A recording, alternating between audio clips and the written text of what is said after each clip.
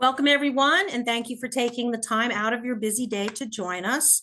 I am Tracy Gordon, Municipal Outreach Coordinator and Science Program Associate for Raritan Headwaters. This is the Watershed Restoration and Protection Plan for the North Branch Raritan River. Partners on this project are the Rutgers Water Resources Program, New Jersey Highlands Council, who is funding the project, New Jersey Water Supply, and us, Raritan Headwaters Association. Kelly Curran, Science Manager at the New Jersey Highlands Council, will give us a brief intro. Thank you, Kelly. I will advance to your first slide. Perfect. I'm kind of assuming most people know about the Highlands region since the Highlands Act has been in place for over 20 years now. But just as a refresher, there are 88 municipalities that comprise the Highlands region and portions of 7 counties. And on this map, you can see it's divided into the preservation area and the planning area in the Highlands Act. The green area, shaded area, is the preservation area where development is a lot more regulated and stricter. And then the planning area where conformance with the Highlands Regional Master Plan and the Act is voluntary. We do have a lot of towns that are conforming for both planning and preservation area, and we even have some fully 100% planning area towns that also conform because they see the benefits that we offer, and one of those ways is in grants. The Regional Master Plan, or we call it the RMP, identifies goals, policies, and objectives, and the grants are generally for municipal and county governments to work on planning initiatives that implement the Regional Master Plan. Next slide. So what's different about how we funded this Watershed Restoration and Protection Plan is we do have a second budget. So the money that we give directly to the towns and the counties is through our plan conformance budget. But we also have a regional master plan budget. So any project, initiatives that we have that implement the goals, policies, and objectives of the regional master plan, we can put out for RFP, request for proposals, and it kind of shifts around on different areas where we have interest in doing things. So in 2023, we issued an RFP for organizations to submit their proposals to develop watershed restoration and protection plans in the Highlands region. And the objective of the plans is to protect the high quality subwatersheds and then restore the impaired subwatersheds.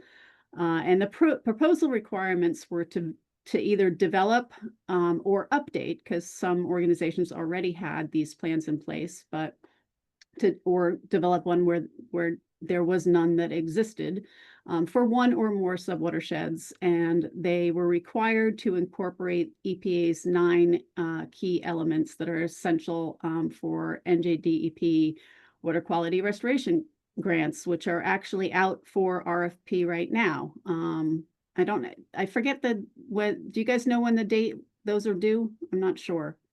June? Okay. 2nd, maybe? Yeah, Next slide. Okay, coming up. So the benefits of doing the watershed restoration and protection plans is it sets organizations up to receive implementation funding through DEP's water quality restoration grants under the federal 319H pass-through grants under the Clean Water Act. And there may also be other opportunities. In these plans, they identify projects, which you'll hear all about from Chris, where they can be implemented because you have this plan in place and adopted. So the first step is getting this plan done. It provides recommendations to address point and non-point source pollution, harmful algal blooms, total maximum daily loads, stormwater management, septic system improvements, animal waste management, agricultural BMPs, and climate change, kind of everything under the sun to improve with the complete goal of improving water quality. And they can be used also a double bang for your buck in the development of watershed improvement plans, which are required by the municipalities, actually, and the counties, I think, are required to do improvement plans by the MS4 Municipal Separate Storm Sewer System Municipal Stormwater Permit Regulations. So it kind of hits on a lot of things to have these plans in place. Next slide.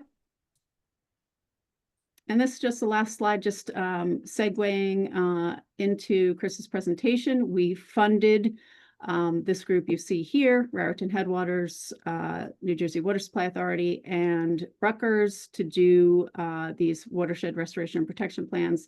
And they came in with this proposal that really, I mean, hits a big chunk of the Highlands region with the North Branch Raritan River, South Branch Raritan River, and Lamington River, and Black River. And this presentation is focused on the North Branch Raritan River. But as you can see, there's in the area, there's 24 HUC 14 sub-watersheds across 21 municipalities, and you can see the proposed budget there. So it's really a very, very significant project. So I will turn it over back to Tracy. Back to Tracy. Thank you. So this is a map of the Raritan Headwaters region. Mainly it's the North and the South Branch of the Raritan Rivers and all the tributaries that drain into those rivers. Of the 38 municipalities in our region, like Kelly said, 21 of them are located in the Highlands region as well. So this plan will address all 21 of those municipalities in their entirety, because some of the municipalities fall outside of these watersheds, but Chris is graciously including information for your whole town. So we here at Raritan Headwaters, we work really hard to secure safe, clean water for everyone, present and future generations. We need partnerships across the watershed, municipal leaders, citizens, scientists, policymakers, et cetera, et cetera. By working together, we can improve and maintain the integrity of our waterways, not just for ourselves, but for all of the creatures sharing the land with us. And that's my little bit. So I will turn it over now to Kathy Hale from New Jersey Water Supply Authority. Thank you, Tracy. Welcome. So New Jersey Water Supply Authority was created to operate and maintain water supply facilities owned by the state. And we provide raw water in the Raritan and Manasquan systems. We sell that to water purveyors across the area, both private and municipal, and then they treat the water and distribute it to end users. The Raritan system includes Round Valley and Spruce Run reservoirs, which are the first and third largest reservoirs in New Jersey, and also the Delaware and Raritan Canal, which is a 60-plus mile long historic barge canal turned into a water supply transmission facility. Between our two systems, we serve more than 2 million service connections in New Jersey. While our primary role is to provide that untreated water to the purveyors, by maintaining the water supply infrastructure, we also have a watershed unit, which was formed in 1999 and works with various stakeholders to develop source water protection projects and assist with tasks related to water supply operations. Next slide. So what is source water? Source water is any water that is used for drinking water purposes. And I like this graphic from EPA that shows that source water protection looks a lot like what we might call watershed protection.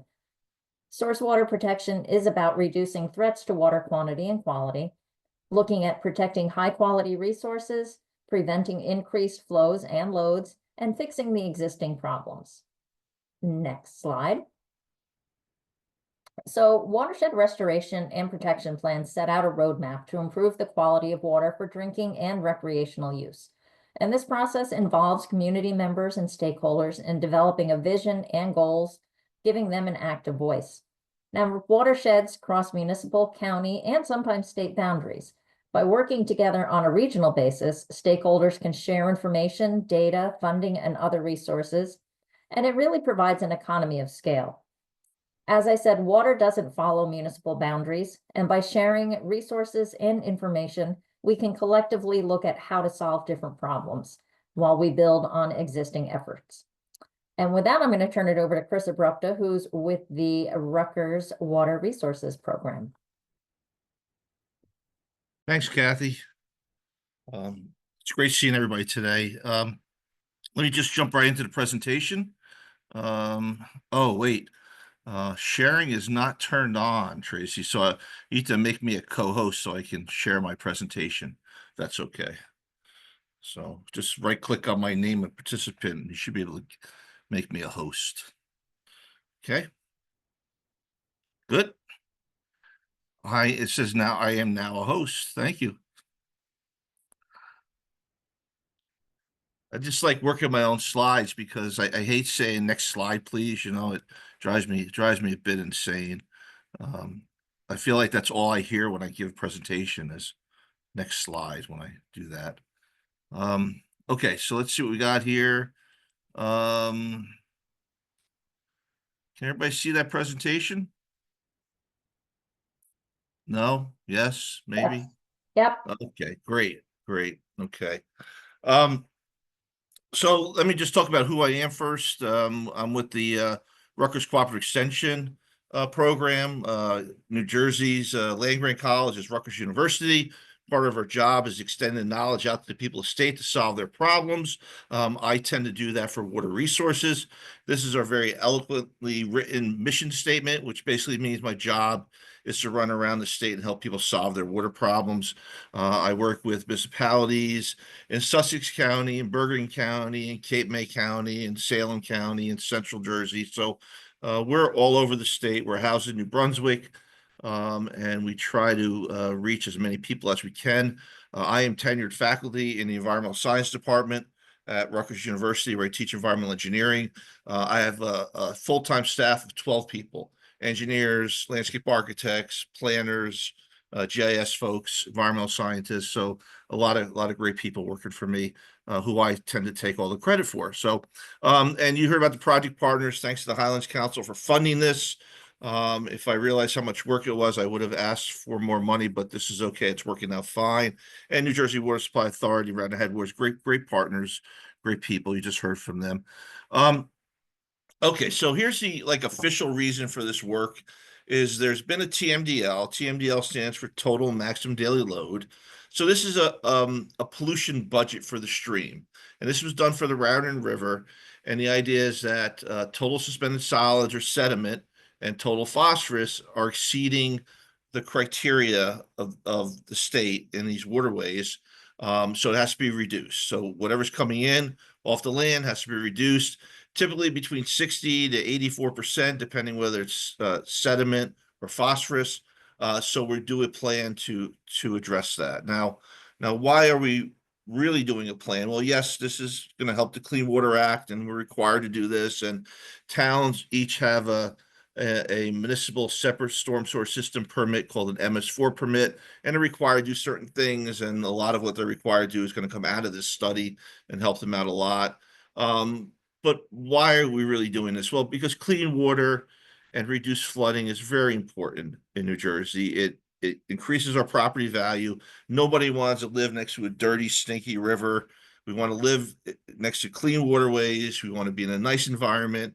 And as our environment deteriorates and starts to go bad, all our friends begin to move to upstate New York and other places where the environment's better. So there's a lot of reasons for doing this, not just to address the Clean Water Act and help out the state by improving water quality, but really to improve our quality of life as well. Okay. So a watershed plan has these 9 components. I didn't invent these components. This is something EPA came up with. So they've got this list. You heard from Kathy Hale before. Her and I argue 1, 2, and 3 are certainly out of order the way they're presented in this plan, because you're identifying causes and sources, and you're estimating reductions, and then you're identifying practices that you should put in to reduce things. So it seems like 2 comes before 3 and a little bit out of order. So I'm really going to talk about the first 3 here, which is really the meat of the plan, and then we'll talk about the rest at the end about what we're going to do to address those. So here is the North Branch Raritan River. You can see on the right-hand side shows the towns that are in this watershed or partially in this watershed. And as Tracy mentioned, even though Randolph is only partially in the study area, majority of town is outside the study area, we still did an analysis and looked at all of Randolph so that they can use this information to help them with their stormwater permit, their MS4 permit. And we did that for all of these towns. On the right-hand side shows the HUC 14. So HUC stands for Hydraulic Unit Code. It's the way the United States Geological Survey kind of classifies different watersheds. So everything in each of these HUCs drain to a certain specific point, and the HUCs are all connected to make up the Raritan, the Raritan River watershed, the North Branch Raritan River watershed. And this is really not the entire Raritan River, it's just a piece that we're studying for this. So it's really the piece that's in the Highlands. So you can see that here. We do a land use analysis. So we look at the 5 or 6 dominant land uses: agriculture, forest, urban, water, wetlands.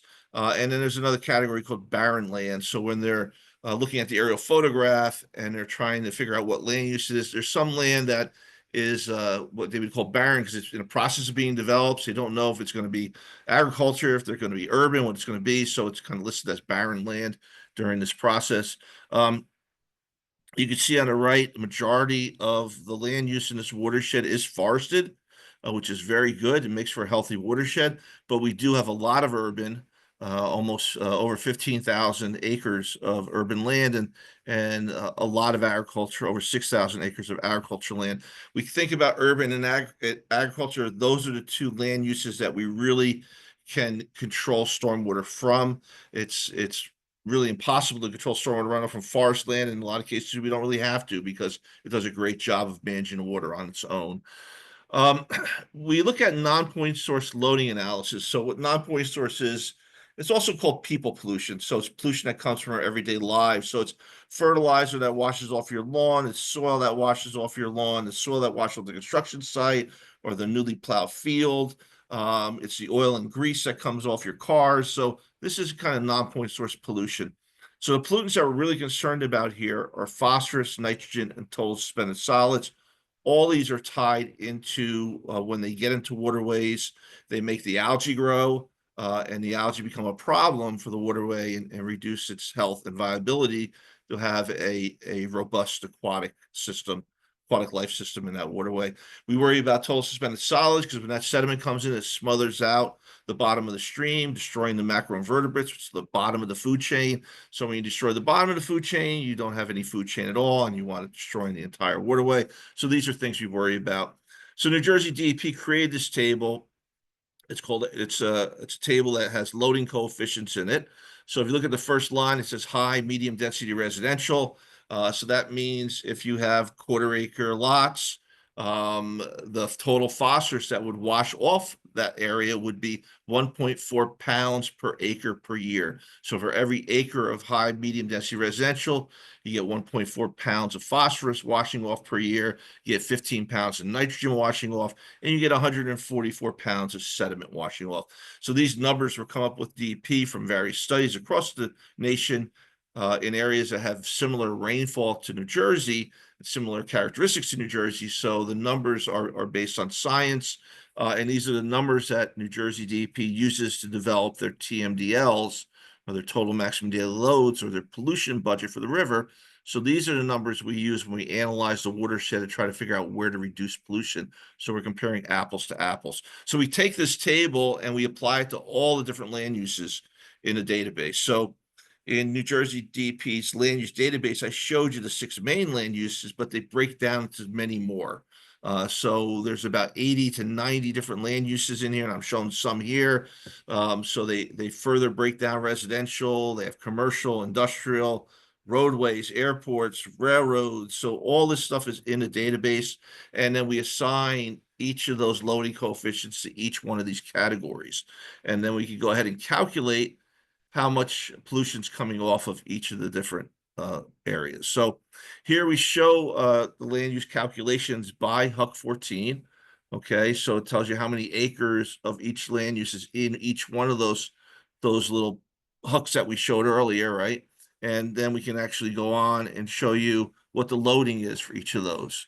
So for example, in HUC that ends in 010, agricultural land use, we have 142.7 acres, and total phosphorus from that would come off on an annual basis would be 185 pounds. Total nitrogen would be 1,426 pounds, and total suspended solids would be 49,796 pounds. So we use this to calculate how much pollution is coming off the land based on the land use, based on these loading coefficients that New Jersey DEP has provided us. Okay, and then you can see for the entire, this is for the last huck. Okay, and this is for the entire watershed. So this is what we care about, all the different hucks that we have. We add them all up, and this is what we come up with.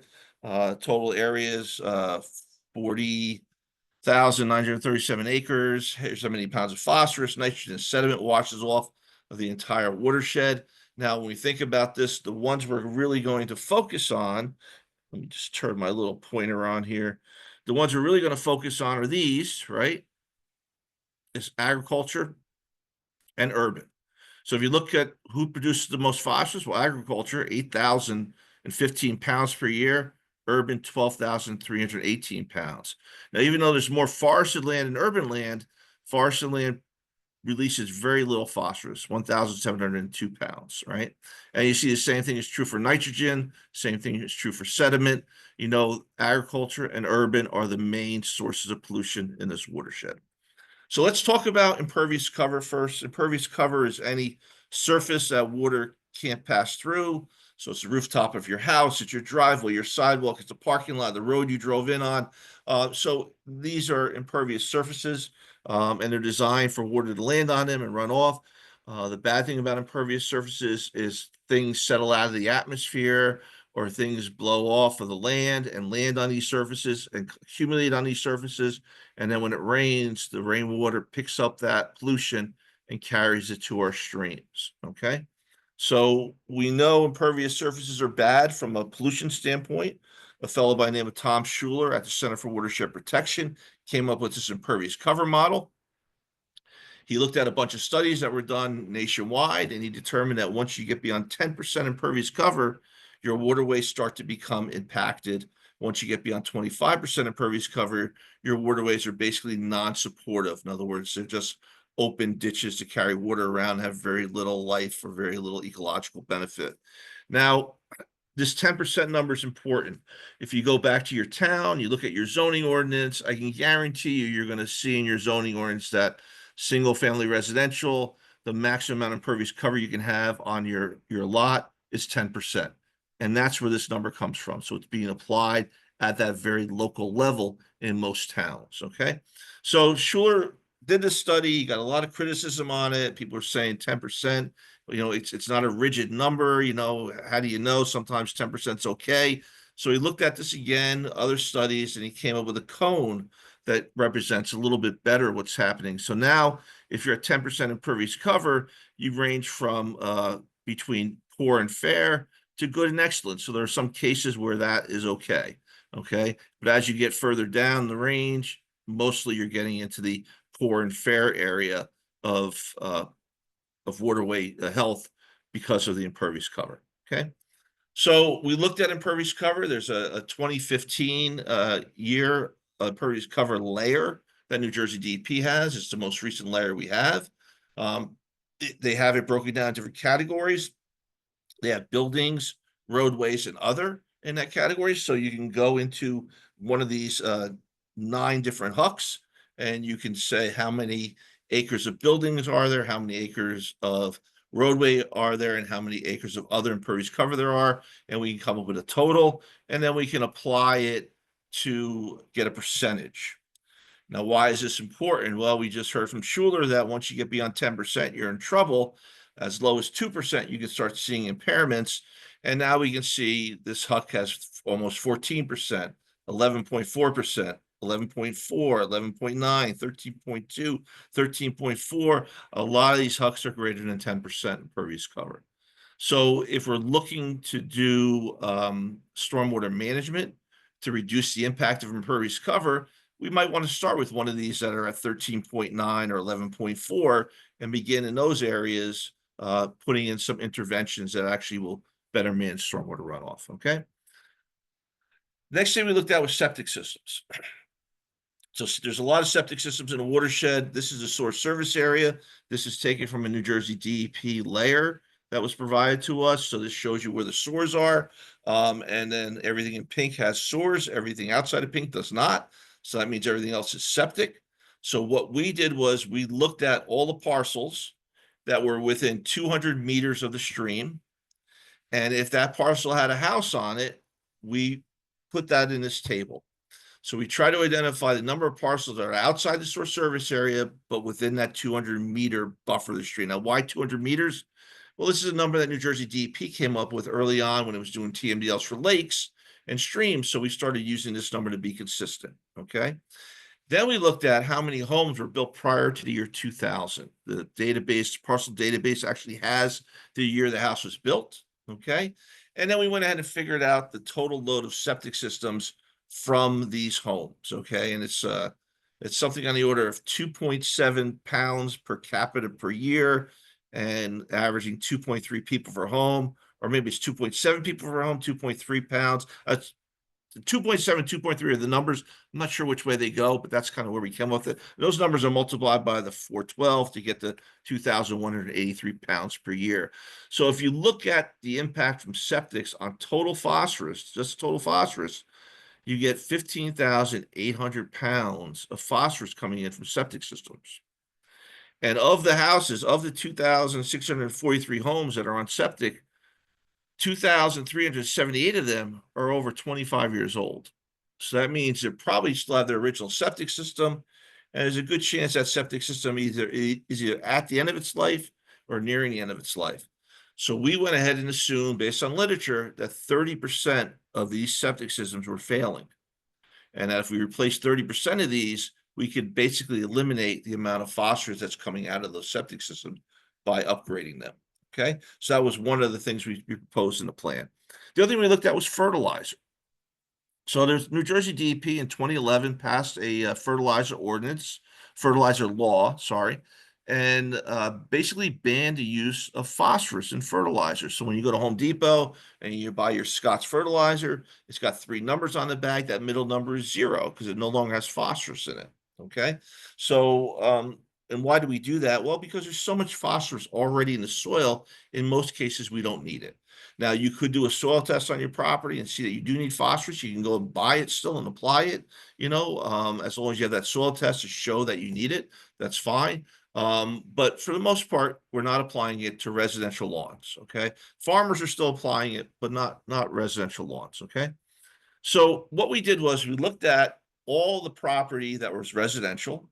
We took out the impervious cover, acres of impervious cover of that property, and we were left with whatever's left over. So let's assume that that's all lawn.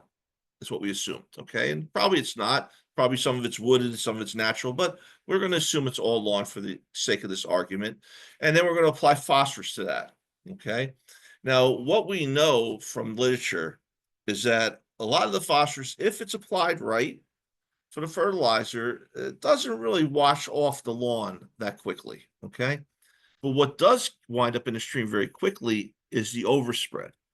And on average, 2.5% of the phosphorus that's applied to lawns winds up on the driveway, on the sidewalk, in the road, and that goes directly to the stream.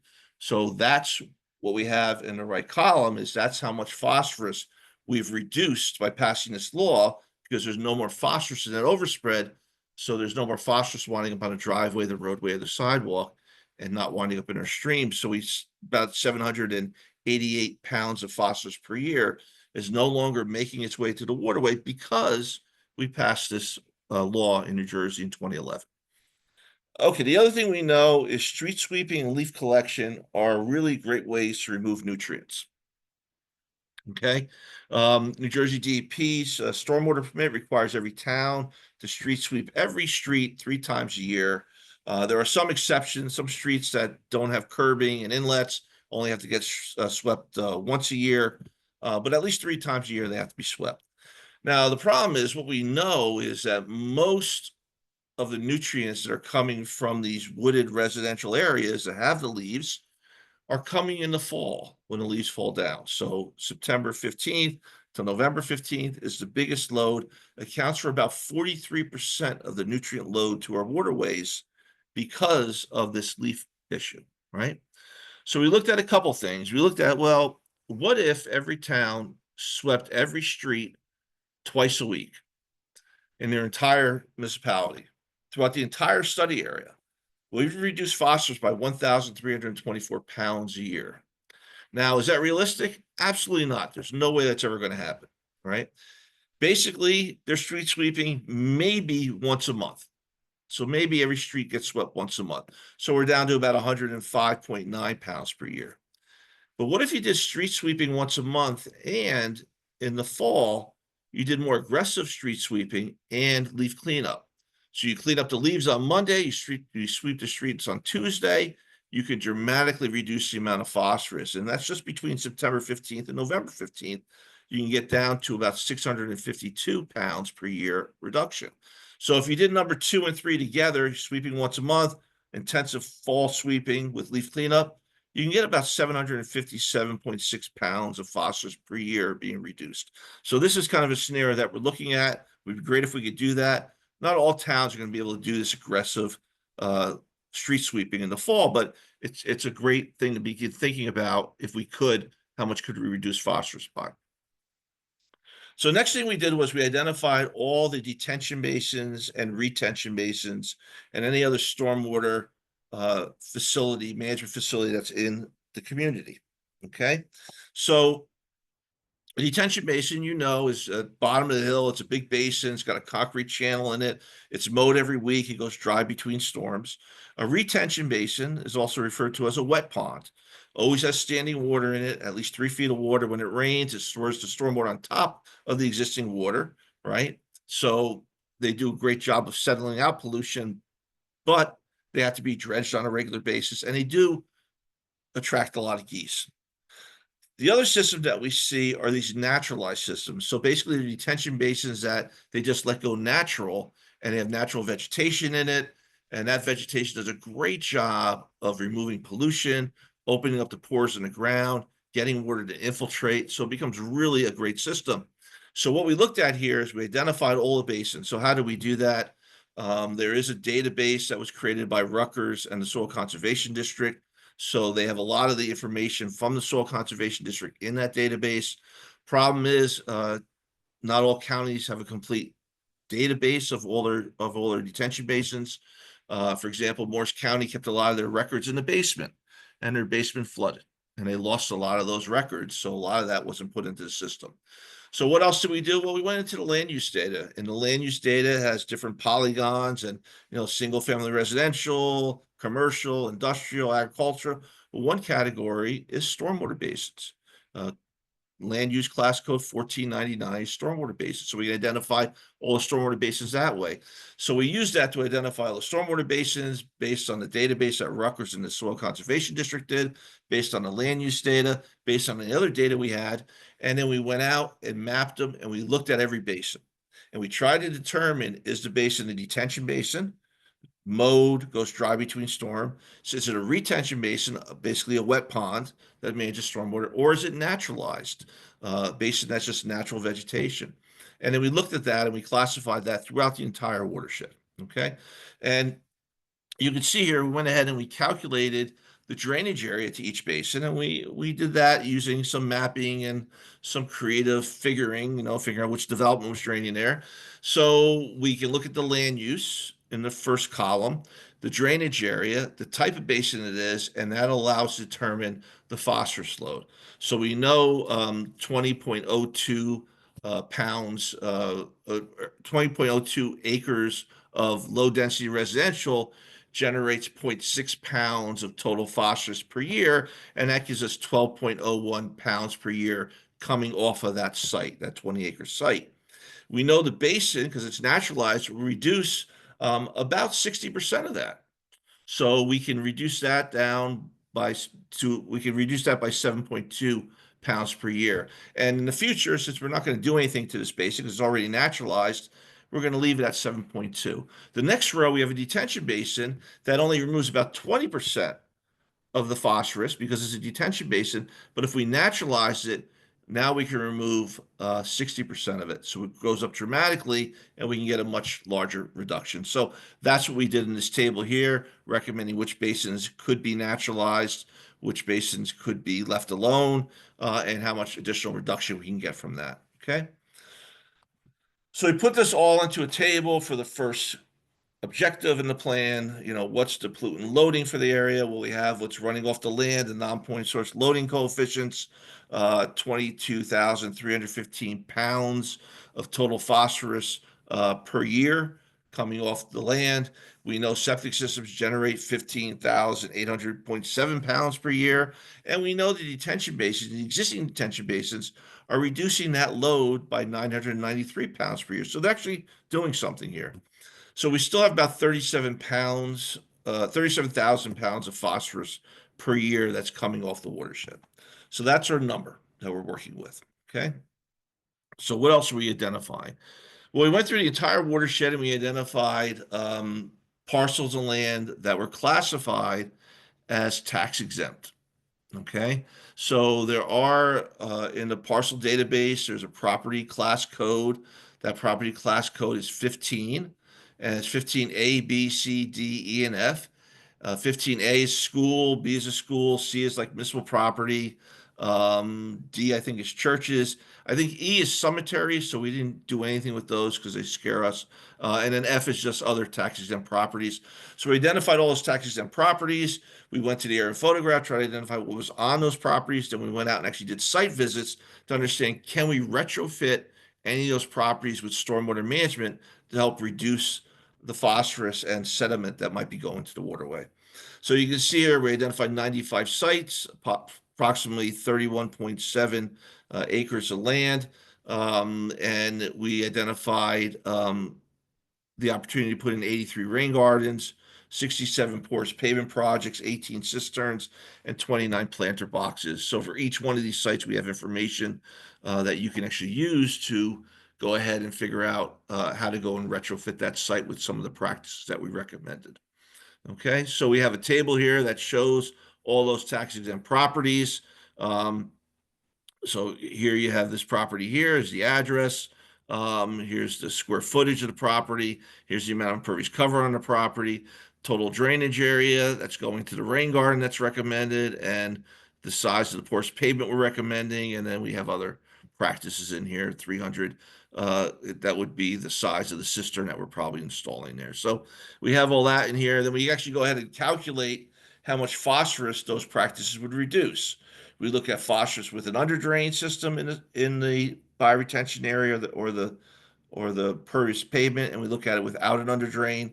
Without an under drain means all the water is going into the ground, so you're getting more pollutant reduction because nothing's coming out. With an under drain, the system's filtering the water, but then letting the clean water out slowly, so it has a little bit higher concentration. So the difference between this column and this column is this is a 60% reduction. This is a 90% reduction. Okay. Okay, we looked at something else here. We said, well, we got 12,739 buildings in this entire watershed, entire study area, all the 9 Huck 14s combined. And that's about 872.2 acres of rooftop. So we said, well, what if we took 25% of the buildings and managed 25% of that rooftop? So take 25% of the homes and put a rain garden to take a quarter of the rooftop. These are the types of phosphorus reduction, nitrogen, and sediment reduction you get. Okay, so that's all calculated here. Now, how would we do that? We'd have to have a public education program, maybe a rebate program to get homeowners to take action, and not just homeowners, but businesses and other people who own property to manage their rooftops. Okay. So we looked at farm parcels. Okay, so when you look at the overall phosphorus loading, urban land gives about 12,000 pounds, ag land is about 8,000 pounds. We looked at farm parcels. So farm parcels were classified a couple ways. Okay. In the parcel data, there's a property class code of 3A and 3B. 3A and 3B are farm properties. Okay. So if the parcel said it was 3A or 3B, we classified that as a farm parcel. If the parcel said it was a Q farm meaning that the property has been assessed as farmland property for tax purposes. We consider that a farm. So we got 756 farm parcels in the watershed, totaling 15,641 acres. Okay. The problem is, just because it's classified as a farm parcel doesn't mean it's completely being farmed. It may not be 100% agricultural land use because maybe only half of it's being farmed, maybe half of it's still being wooded. Maybe none of it's being farmed. Maybe it's all forested and they got a farmland assessment because they're harvesting the wood and selling it, right? So of these 756 farm parcels, 15,641 acres of farm parcels, only 5,380 of those acres were actually agricultural land use, as shown in the land use database. Okay. So that generates 6,993 pounds of phosphorus. So it doesn't account for the entire 8,000 pounds of phosphorus. Okay. So where's the difference coming from? Well, that's an interesting thought. We'll talk about that in a second. Okay. So I like these figures. In purple, we can show you the classified farm parcels, and the orange shows the agricultural land use. So you can see, you would expect that every orange space would be covered with a purple square, but it's not, because some of the property is not classified as farm parcels, but still being farmed, right? So then we go ahead to the figure on the right, and we actually just see the outline. So we took the purple out, and you can see the outline of the parcels, and you can see that even in some of the purple parcels, very little of it is being farmed. Okay. And that's why the land uses don't match up. And we can zoom in on it. In this case, we've got two parcels that are right next to the river that are being farmed, but they're not listed as agricultural farm parcels. So in other words, somebody's renting this property and farming it, or they're simply farming it and never got a farmland assessment for it. Okay, so there's a few reasons this could be happening. It could be state-owned property or county-owned property or municipally owned property that they lease to a farmer to farm, you know? So there's a lot of reasons that this could be happening, okay? So we went ahead and we looked at the total farm property, as I described, the agricultural land use on those 756 parcels is about 5,380 acres, 6,993 pounds of phosphorus. In the entire study area, we have 6,165 acres of ag land, 8,015 pounds of phosphorus. The difference is shown here, and that difference is related to parcels that are being farmed that have not been classified as farm parcels because it doesn't have 3A, 3B, or Q farm as their property code. Okay. So what we did was we went ahead and we looked at the aerial photographs of the farm parcels, the 756 parcels. And we found 174 of them actually intersect with the river tributary. Okay. So we jumped in the cars and we went out to try to see these sites. Now, we're not allowed to trespass. I can't drive onto a farm, but I can certainly drive down the road next to the farm and see what kind of farming it is. And we try to identify what type of farming they're doing. Is it row crops? Is it livestock, horses, cattle, something like that, some sort of animal? Is it grass or hay? Is it wooded? Maybe it's nursery, you know, maybe it's they have greenhouses, right? So these were the classifications we used. We visited about 67 farm parcels were visited. Some of them we couldn't get to because they were out of the way, so we only got to 67. And then we came up with this table. We got lot and block, the code, the Q farm code here, where it is, what municipality it is, and then what management practice we recommend. Okay. So if it has horses on it or cows on it, manure management might be the practice. Maybe livestock exclusion if there's a stream there, right? Cover crop, if it's growing corn or vegetables, cover crop's a great way to go. When you harvest that crop in September, October, you plant annual rye. That annual rye will hold the soil in place and reduce the amount of runoff, right? So we did this for all the different farm parcels that we saw, okay? And we just looking here, we took 5 farms that we looked at that we recommend cover crop for. And, you know, you have the number of acres of farmland, how much phosphorus there is in that nitrogen sediment. And then if you use cover crop, how much you would reduce that by. So go from 95, reduce it by 57 pounds just by putting in cover crop. And it's works the same thing for nitrogen, the same thing for sediment. So cover crop's a great answer. It's inexpensive, and there's actually farm bill money out there that farmers can use to offset some of their costs for that, right? So we went ahead and we calculated everything that we were recommending as far as a reduction is concerned.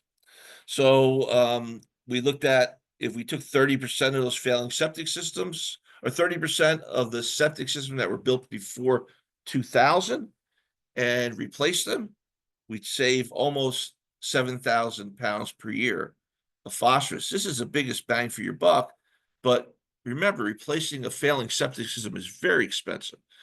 $30,000, $40,000, $45,000 in most cases, right? So, and we have the leaf collection and the green infrastructure and the rain gardens and all the other things in here. And we get about 8,824 pounds per year of phosphorus reduction, which overall is almost a 25% reduction in load. Now, remember in the first slide, we showed, well, we need between 60 and 84% reduction. So we're not quite there, okay? But what does that mean? Well, that means we still should do these things.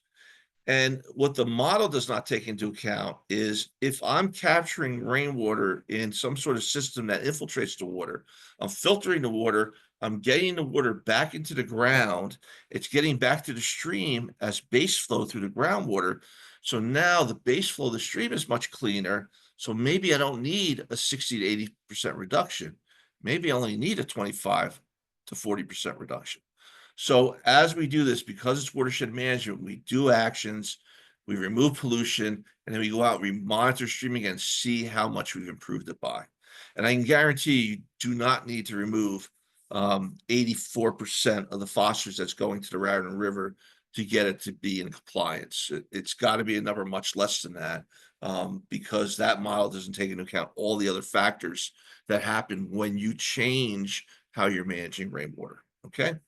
So the last thing I'm going to talk about is we've done these municipalities. We've done this analysis by HUC 14, which is how we're supposed to do it because we're watershed people, right? But you're in a town, you have an MS4 permit, you're required to do a watershed improvement plan at the end of the permit cycle. This December, you're required to submit a watershed inventory report that shows a mapping of all your catch basins and outfalls and interconnections with other towns and drainage area for outfalls. A lot of information has to go in there. A year from now, December of 2026, you're required to submit a watershed assessment report, which identifies projects that could be put in place to reduce the pollution that's going to the impaired waterways in your town. Okay. And then a year later, you're required to finalize that plan by also looking at what permits would be needed and other factors that may go into play when you're trying to put in some of these practices. Okay. So in this slate blue is the town of Bedminster. We use this as an example. We've done this for all 21 towns in these 3 study areas. You'll notice the red is the study area we're talking about today. This is the North Branch study area, but Bedminster is also in the Lamington River study area. Well, Black River, Lamington River, depending on where you are in the waterway. So most of this town has been studied as part of this Highlands effort that they were gracious enough to fund. So for each town, we did an analysis. We divided it out by HUC 14. So we clipped the HUC 14s to the town, and you can see them all here. Now, this one down here is not highlighted.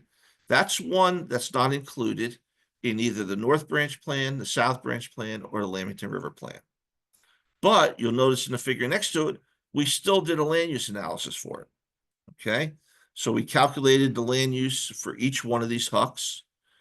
And we also calculated the loading for each one of these HUCs. So for every HUC, this is just the portion of HUC that's in that town. Here's how many acres of agriculture. Here's how many pounds of phosphorus, pounds of nitrogen, pounds of sediment are washing off that land. This is crucially important for your MS4 report that you have to do. So this is all here for you to use, to take and use. You don't have to pay your consultant a lot of money to do this. They could do other things. This is here for you guys to use, right? So we do area loading, we do the loading coefficients, and we do the loading for the entire town. So this is for the entire municipality. So now we're doing by municipal basis, not HUG 14. And you can see the numbers here. We do an impervious cover analysis, same thing. For each of the HUG 14s, even the one that is in the study area, which is the one down here, and you can see the gray impervious cover, right? So we did an analysis for that too. Just something extra we threw in, right? And we could see the percentage impervious cover, 12.6, 13.2, probably 2 HUCs that we want to worry about. On a whole, the township is only 8.2%, so it's not too bad for the entire township, but there's some HUC 14s or some areas of town where you do have a lot of impervious cover, okay? We went ahead and looked at the detention basins, not just the detention basins from the North Branch study, but also from the Lamington River study. And we mapped them here. Now, where we didn't do detention basins, well, it was in this HUC that wasn't included in the study area. We didn't do that. But we have them for the rest of the town. Okay, so it's a good start, right? And we talk about, where they are, who the owner is, where it is it naturalized? Is it a retention basin? Is it detention basin? And you can see all that's here in the table. And then we actually got on and we did the agriculture stuff here too. So we identified all the farms, all the farmland properties. So either property code 3A, 3B, or Q farms, and they're shown here in orange, and even in that HUC that we didn't study, right? And we have the lot and block, and we have the location, the property owner, which I'm told we'll have to take out. We're not allowed to include this in the table anymore, but so we'll eliminate that in the final plan. But we have a lot of other information in this table, only showing a piece of it here, right? And then we can see these are the farmland that's in the study area. So we've now eliminated what's left in this HUC. And we've identified properties that land use for those, right? This is land use for those farmland properties in the study area. And then we identified what practices should go in place. And most of them are cover crop. So most of these farms are either corn or vegetables, some sort of row crop. So cover crops are a great recommendation. There's a lot of farms where streams run through it, where it could use an enhanced vegetative buffer. So in other words, a stream that goes through the farm looks like there's a lot of open space next to the stream where the farm runoff of farm can go right into the stream. There's no buffer. So putting a buffer in place there would be very good. So we've identified those locations too, okay? And lastly, this is all the different properties that we identified. Once again, the tax exempt properties, property class code 15A to 15F in here. And you can see the location, the owner, and the type. So in this case, schools, a lot of educational places, some vacant land. Some towns actually have tax exempt properties for veterans or disabled veterans. So that's actually listed in this table too. And then we went ahead and any property that we had identified as potential to put into practice, we have a star next to. Okay. And you can see that here. And then we can go ahead and show you, these are all the sites that we identified in the town. So you can see that here in the figure. And then we can go ahead and for each site, we have information like this. We have the name of the property. We have what we're recommending happen. We have lots of numbers here, total phosphorus, nitrogen, sediment that's washing off the property. We're recommending bioretention systems or rain gardens and rainwater harvesting. Why rainwater harvesting? Well, it's a firehouse. And we can harvest rainwater to wash the fire trucks. It's a great use of rainwater. And we actually show where we're going to do that. So this rooftop here is going to get put into a rain garden here. This rooftop here is going to go to a cistern.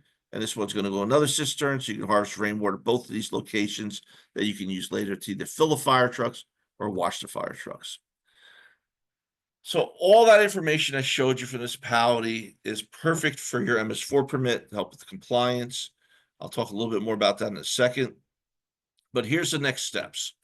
So we still have a lot of sections left to do. Okay, we've done 3 of the 9. We have these last 6 to do. Estimated amount of financial assistance. Well, we do have for each project we identify, we do have a cost associated with that. So that's not a problem. That's pretty much done already. Development delivery of information educational component. This is something that can be very complex. What kind of educational program do we want to do as part of this? A lot of times we're recommending river-friendly farms, river-friendly schools, and river-friendly homes, things like that. We do rain garden rebate programs. Maybe there's a tree program that we want to recommend. So there's a lot of different things we can do here. And then 6, 7, and 8 are really about developing a schedule for implementation and what some of the benchmarks are to see that we're actually making progress, kind of laying that out. The last one's a little bit harder, and Raritan Headwaters is helping us with this. And that's the monitoring component. If we start implementing practices in the North Branch Raritan River in these towns, as recommended in the plan, how are we going to see if they're actually making a difference? Where are we going to monitor? Are we going to monitor upstream and downstream of every practice? Or are we going to monitor 10 different locations in a stream and see how that changes over time? So coming up with a monitoring program is very important. It could be a monitoring program that's done by professionals. It could be a monitoring program that has a strong citizen science component, where you're getting citizens involved and the school kids involved, as not just monitoring the waterway, but also doing a really cool job at educating people too. So these are kind of the next steps of the plan, and we're working on this now. The last thing, municipalities can use this data. Like I said, the MS4 permit requires towns to develop a watershed improvement plan. This December, the mapping is due. Part of the mapping requires you to have impervious areas mapped, which we have. Part of the mapping requires you to understand what TMDLs are, which we have some of that in here too, and drainage areas. So you have that. A year from now, December 31st, 2026, well, a year and 6 months, we have to have a watershed assessment report. That assessment report has to have watershed improvement projects identified. This whole plan is about watershed improvement projects. The municipal analysis that we did has watershed improvement projects. A lot of this is done for you already. And the last piece is the final plan, which now you have to add an implementation schedule, project costs, and you also have to look at what permits might be needed and things like that. So it gets a little bit more bureaucratic that last year. But the bulk of the work is done here in this section, and most of that work we've done for you already. Okay. The last thing I want to mention is we have hired 4 regional engineers. So New Jersey DEP realized that when they passed the MS4 permit, there's a lot of requirements they're asking towns to do, and a lot of towns need help doing those. So they provided us some funding to hire some engineers to work with towns to help them comply with their MS4 requirements, to help them do these watershed improvement plans and make sure that their watershed inventory report is exactly what DEP is looking for. And we have a fellow by the name of Benny Rowe who's working up in this area. He's actually at the Highlands Council office 1 day a week, and he's always up in the area trying to work with towns and doing this. We're focusing a lot on the Tier B towns that have become Tier A, but we're actually trying to work as many towns as we can. And that's it. So this is actually this is a rain garden in my hometown of Hillsborough, at the municipal building and the police station and the library, the municipal complex. A rain garden the town did not want. But when they found out that we were going to take the money we were going to spend on this rain garden and give it to their neighboring town, Montgomery Township, their arch nemesis in townships, they realized that no one's going to take their money away, and they're going to build a rain garden with it. And that's what happened here. And now this is the garden that you see whenever you get any kind of publication from the town of Hillsborough. It's either on the cover or on the back page of the calendar, any kind of thing they send out. Around Halloween, they have the scene line with scarecrows for the scarecrow contest. At Christmas, they have Santa Claus at the end of the path, and the whole thing's lit up with Christmas lights. So for something they didn't want, they sure really enjoy it quite a bit. Okay. That's all I have. Is anybody still there? Oh, people are still on. Okay, great. 6 o'clock. Look at that. Right on the nose, Tracy. Man, I am good. Okay, so You are good. any questions, comments? So in the end, what we're trying to do here is we're trying to come up with a plan for the North Branch, the South Branch, and the Black River, Lamington River system, where we've identified projects. These plans will be approved by New Jersey DEP. Any action that's identified in the plan will be eligible for funding in future rounds of funding from New Jersey DEP's 319H program. We've gotten a lot of different comments from towns about what's important. We're starting to comb through those and figure out how to add those to the plan. So we're taking your thoughts and your ideas and trying to incorporate them so it's in the plan, so it'll be eligible for funding in the future. And then we have this whole municipal component that we're trying to give you to kind of make your lives a little bit easier. And maybe you don't have to spend so much money on hiring a consulting engineer to come in and do that. You can save that money and use it for the consultant to do other things, right? That are equally important. So this is all part of what we're trying to accomplish here. And thank God for the Highlands Council being able to fund this, a great group of people, not just funders, but good partners to work with. Kelly's always available on the phone along with her team and, always able to help us out. And bouncing ideas off of Kathy and Christy and Mara and Tracy, always very important too. So trying to make the best possible plan we can based on all the years of all our experience that we've done is what we're trying to do for you here. So hopefully you guys appreciate it. And questions, comments? No? I appreciate it, Chris. I look forward to this plan wrapping up and spreading the word about it. So we have a QA. Chris, great presentation. Yes. As many of good. this watersheds Anybody have any working on it. questions? You're so good. I didn't see any come up. Yeah, so Great, there is so one. fecal coliform, we have not addressed fecal coliform It's a in this fecal plan. We have done that in the Spruce Run plan I did for Kathy. And we can certainly do that here too. It's just another round of calculations. Where it becomes difficult is for fecal coliform and bacteria, we don't have really loading coefficients. So I don't know how many fecal come off of farmland. There's no real numbers for that. So we have to do things a little differently. We look at what's called event mean concentration. So during a storm event, what's the kind of average concentration that fecal coliform would wash off during a certain storm event? So we try to use those numbers. And I need to talk to Kelly if that was part of my scope of work. I'm not sure if it was or not. I know I was supposed to address phosphorus and sediment, but we could certainly add fecal in because I got nothing else to do, so it'd be fine. We could handle that. So it gets a little trickier, but keep in mind any practice that we're recommending to reduce phosphorus also reduces sediment, nitrogen, and fecal coliform. Matter of fact, bioretention systems. There was a study done by a great research team at Rutgers, Rusiano and Obropta, that show that bioretention removes about 95% of the fecal coliform. So we know that, and it's really so it's a really good system to use. So anytime you're filtering it with these green infrastructure practices, you're going to get very high reductions. Okay.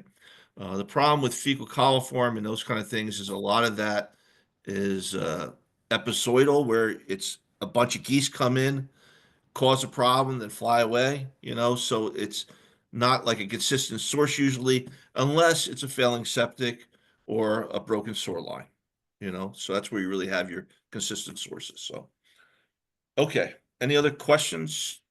Now that I beat that one to death, it was good. Okay. I don't think so. Okay. Sounds like it's time to go for a burger and a beer, Tracy. I think we're done here. Sounds good. Skip the beer. I'll have the burger. Okay. I'll have a root beer. I'm going to skip the beer and have a How's bourbon, that? so it'll be fun. Okay, guys, thank you very much. You have my contact information. If you have any questions, send me an email. You want to talk about how we can help you with your MS4 permit, contact me, contact Kelly. We'll get right back to you as soon as we can. We want you to be successful. We don't want you stressing out about this. We don't want you raising taxes in your community to pay for this stuff. So let us help you where we can. And maybe in the end, the South Branch, North Branch, and Black River, Lamington River will be the cleanest waterways we have in New Jersey. That'd be awesome. We can keep them that way. So Yes, Carrie, I will be sending copies of Chris's slides. I will also be posting the recordings Oh, you recorded this? Oh, shit. on our website. Yes, I so wish I would've everything will known be that. available to anybody and everybody that wants it, and even some people that maybe don't want it are going to get Okay, it as great. well. All right. Well, it's great seeing you all again. Thank you so much for having me over. It's a lot of fun. Thanks, Chris. You're the best. Bye-bye. Bye.